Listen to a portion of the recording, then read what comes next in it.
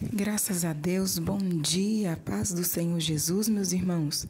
Sejam todos muito bem-vindos ao meu canal. Eu sou Daiana Nascimento e é sempre uma alegria podermos estar aqui juntos para assim buscarmos a face do nosso Deus. Hoje, quarta-feira, 24 de setembro de 2025, e eu falo diretamente de Brasília, Distrito Federal. Este é o nosso devocional diário. Que Deus em Cristo abençoe sempre a sua vida e de toda a sua família. Muito obrigada pela sua companhia. Fique à vontade para deixar o seu pedido de oração nos comentários, a sua saudação. Vai ser uma alegria saber que você está aqui nos acompanhando, tá? Porque diferentemente de outras mídias, aqui no YouTube, eu não sei quem nos acompanha, né? Aparece até algumas pessoas, mas não aparecem todas. E muito menos quem nos acompanha, quem está nos ouvindo, orando juntamente conosco diariamente, né? Ele não nos revela, fica em secreto. Apenas se você decidir aí deixar um comentário, fazer seu pedido de oração, aí eu vou saber que você está por aqui. Mas isso é apenas um pedido que eu faço, né? Só se você mesmo se sentir à vontade para fazer isso, senão Deus continue abençoando a sua vida. Sou grata pela sua companhia, tá bom? E também você pode estar compartilhando este conteúdo e não esqueça de deixar o seu joinha, o seu like. Nós estamos na leitura do Evangelho segundo escreveu Mateus e hoje nós vamos para o capítulo 14.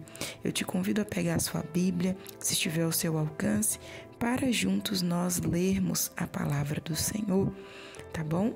Enquanto você pega a sua Bíblia, eu quero mais uma vez agradecer pela sua companhia e dizer que nós não devemos jamais desistir de buscar a Deus. E saiba de uma coisa, meus irmãos, que Deus é fiel. Deus, Ele é fiel. Como diz a sua palavra, pode passar os céus e a terra, mas as suas palavras hão de se cumprir. O que Deus tem prometido a nós há de se cumprir, porque Ele é fiel. Aleluia! Vamos lá, Mateus capítulo 14, leiamos a palavra de Deus, que nos diz assim: João Batista é decapitado. Quando o rei Herodes ouviu a respeito de Jesus, disse aos homens que o serviam: Esse deve ser João Batista, que ressuscitou dos mortos. É por isso que ele pode fazer esses milagres.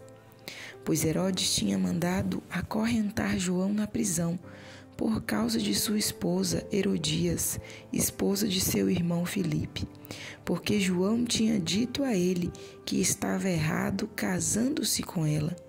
Ele queria matar João, mas estava com medo do povo, porque todos acreditavam que João era um profeta. Mas, em uma festa de aniversário de Herodes, a filha de Herodias dançou diante de todos e agradou muito ao rei. Por isso, ele jurou dar-lhe qualquer coisa que ela lhe pedisse.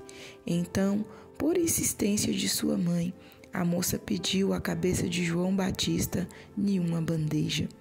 O rei ficou aflito, mas por causa do seu juramento e porque não queria voltar atrás diante dos seus convidados, ordenou que lhe fosse dado o que ela pedia.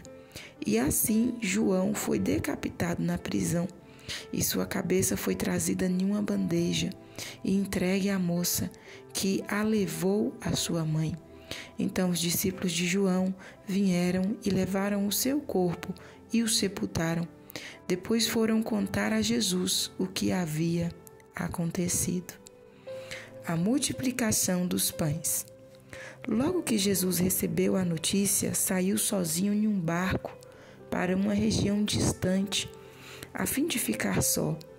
Mas o povo viu para onde ele tinha ido, e pessoas vindas de muitas vilas seguiram a Jesus por terra. Quando Jesus saiu do barco e viu a vasta multidão que estava esperando por ele, teve compaixão e curou os seus doentes. Naquela tarde, os discípulos vieram a ele e disseram: Está ficando tarde e não há nada para comer aqui neste lugar deserto. Mande este povo embora para que eles possam ir às vilas e compram alguma comida. Mas Jesus respondeu: Isso não é necessário. Vocês é que devem dar de comer a esta multidão. Como? Exclamaram eles. Nós temos somente 5 pães, 5 pãezinhos e 2 peixes. Tragam isso para mim, disse ele. Então ele mandou o povo sentar-se na grama. Tomou os 5 pães e os 2 peixes, levantou os olhos para o céu, deu graças, partiu os pães e deu aos discípulos para distribuírem ao povo. E cada um comeu até ficar satisfeito. Quando os restos foram recolhidos, haviam 12 cestos cheios de pedaços que sobraram. Cerca de 5.000 homens estavam na multidão naquele dia, além de mulheres e crianças. Jesus anda sobre o mar. Logo depois, Jesus mandou que seus discípulos entrassem no barco e atravessassem para o outro lado, enquanto ele permanecia ali, a fim de despedir o povo para suas casas. Tendo despedido a multidão, ele subiu sozinho ao monte para orar. Ao anoitecer, ele estava ali sozinho. E no lago, os discípulos estavam em dificuldades, pois o vento tinha se levantado e eles lutavam contra o mar agitado. Já de madrugada, Jesus veio até eles, caminhando em cima da água. Eles gritaram de medo, pois pensaram que fosse um fantasma. Mas Jesus logo os tranquilizou, dizendo: Não tenha medo, coragem, sou eu. Então Pedro gritou: Senhor, se realmente é o Senhor, diga-me para eu ir caminhando em cima da água até onde o Senhor está. Venha, disse o Senhor. Assim Pedro saiu do barco e caminhou por cima da água na direção de Jesus. Mas quando ele olhou em volta e sentiu a força do vento, ficou cheio de pavor, começou a afundar e gritou: Salva-me, Senhor! No mesmo instante, Jesus estendeu-lhe a mão e o segurou.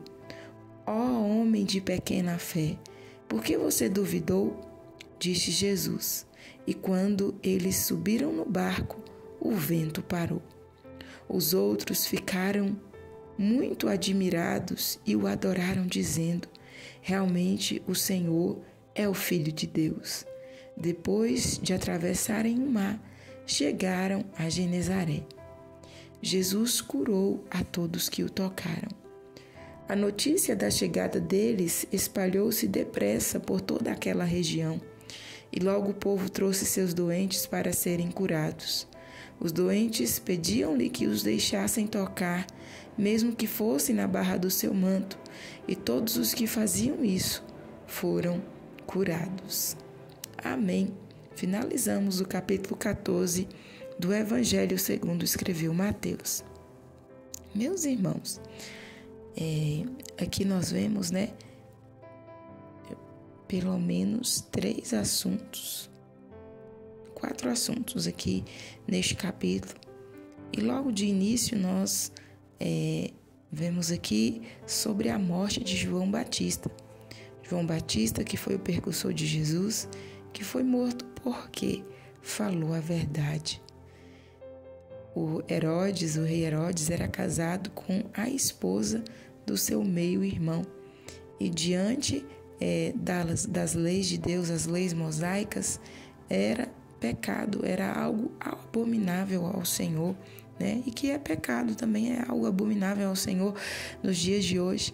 E João Batista foi até a ele e falou que ele estava errado, que aquilo era pecado diante de Deus. E por conta disso acendeu ali o ódio de Herodes. Herodes queria o matar, mas nós vemos aqui Herodes também oscilando entre o medo, a indecisão, porque ele queria a aprovação do povo, mas tinha medo de matar João Batista e o povo o desaprovar e com isso causar uma rebelião que o pudesse tirar ali do seu reinado, do lugar onde ele estava. E vemos então Herodias, a sua cunhada, a esposa, porque nós entendemos aqui que nessa história ele estava vivendo um adultério. ela era esposa de seu irmão Filipe. Então, se ela era esposa de seu irmão Filipe, certamente aqui o Filipe ainda estava vivo, né? Aqui não fala que ela era viúva. Então, ele estava vivendo ali um adultério e a palavra de Deus condena. E Herodias, né, já detestando a João com todas as suas forças, seduziu a sua filha, né? A sua filha, nos outros evangelhos nós vamos ver que ela dançou para o rei Herodes e o Herodes se agradou daquela dança. Foi no dia do aniversário dele e falou para ela, olha, pede-me o que queres, até a metade do meu reino eu te darei.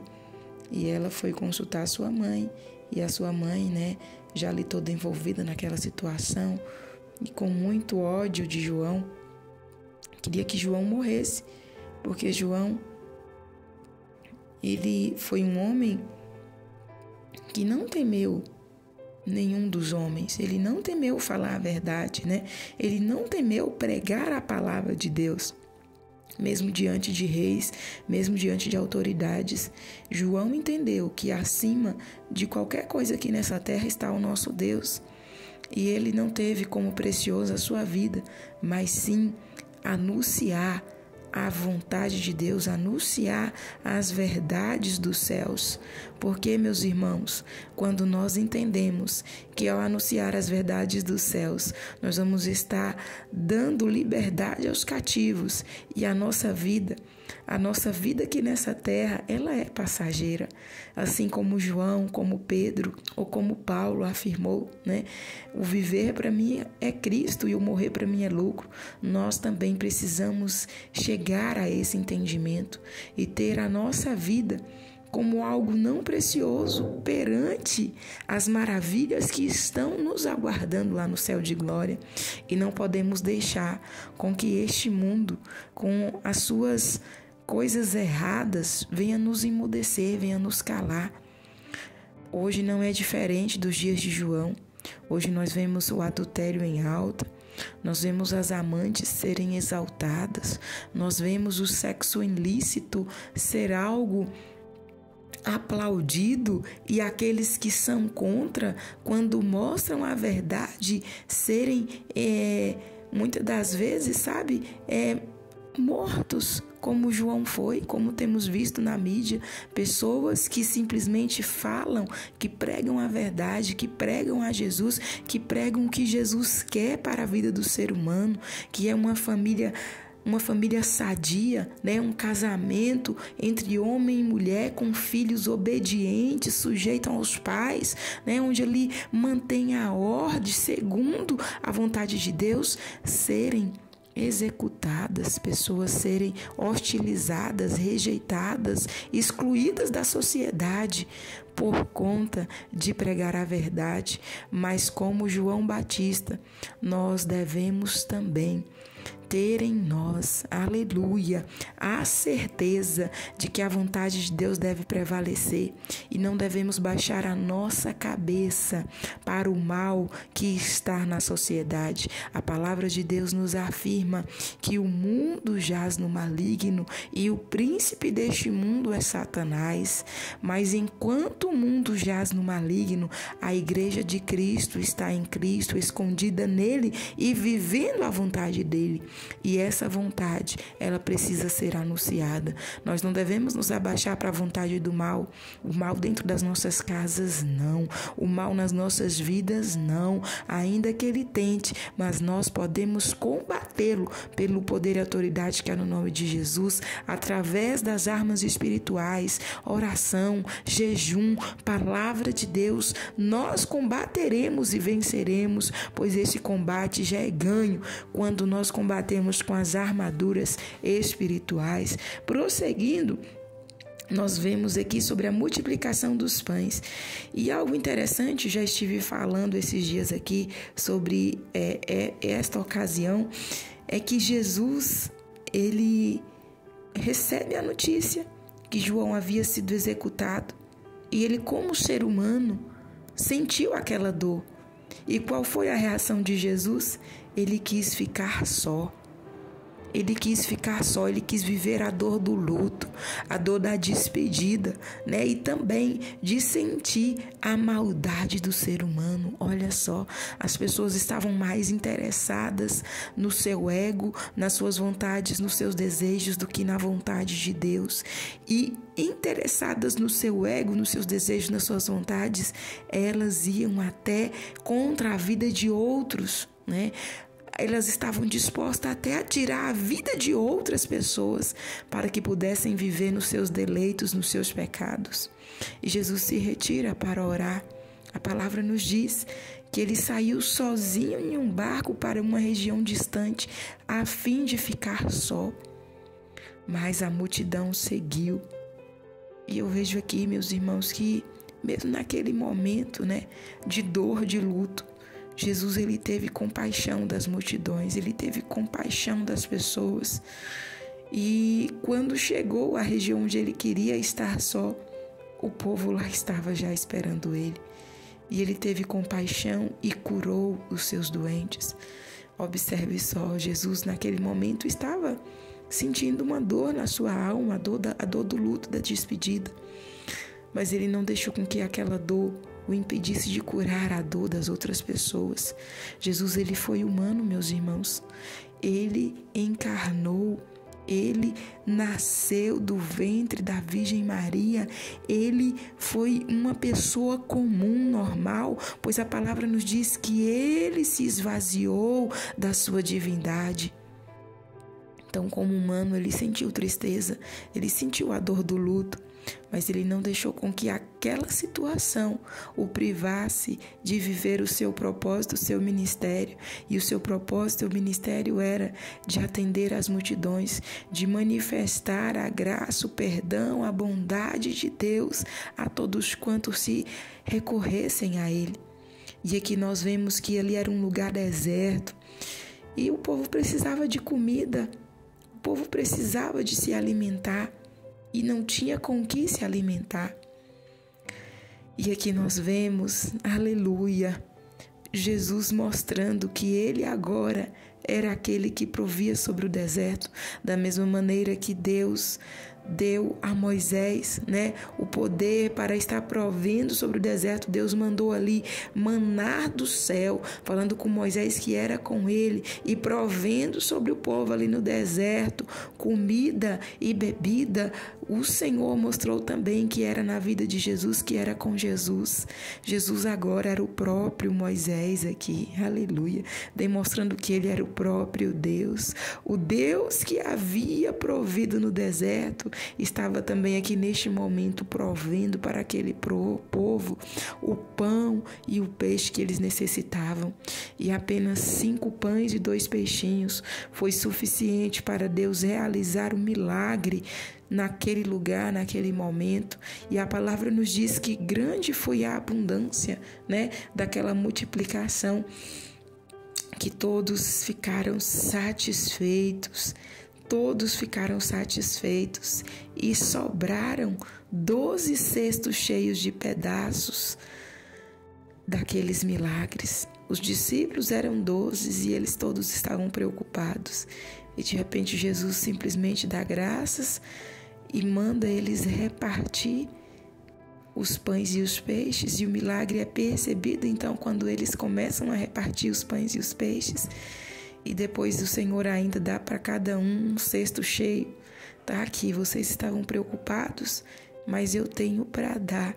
E não só na medida que é necessária, mas na medida que sobra, na medida que vai além, aleluia. Esse é o nosso Deus, o Deus que trabalha nas nossas vidas para trazer, meus irmãos, para suprir as necessidades além daquilo que pensamos ou imaginamos. Esse é o nosso Deus, aleluia. Abra a sua vida nesta manhã, eu abro a minha vida nesta manhã para receber dessa provisão, aleluia. É o muito mais de Deus, meus irmãos, Ele tem para nós. Jesus anda sobre o mar, já falamos também sobre este episódio recentemente aqui no nosso canal, mas eu quero aqui destacar que Jesus, ele anda acima daquilo que nos causa medo. O que estava causando medo àqueles homens era aquelas águas agitadas. Mas Jesus vem mostrando que Ele está acima de tudo e de todos. E aquilo que muitas das vezes vem para nos assustar, vem para querer nos colocar medo, para querer nos fazer retroceder.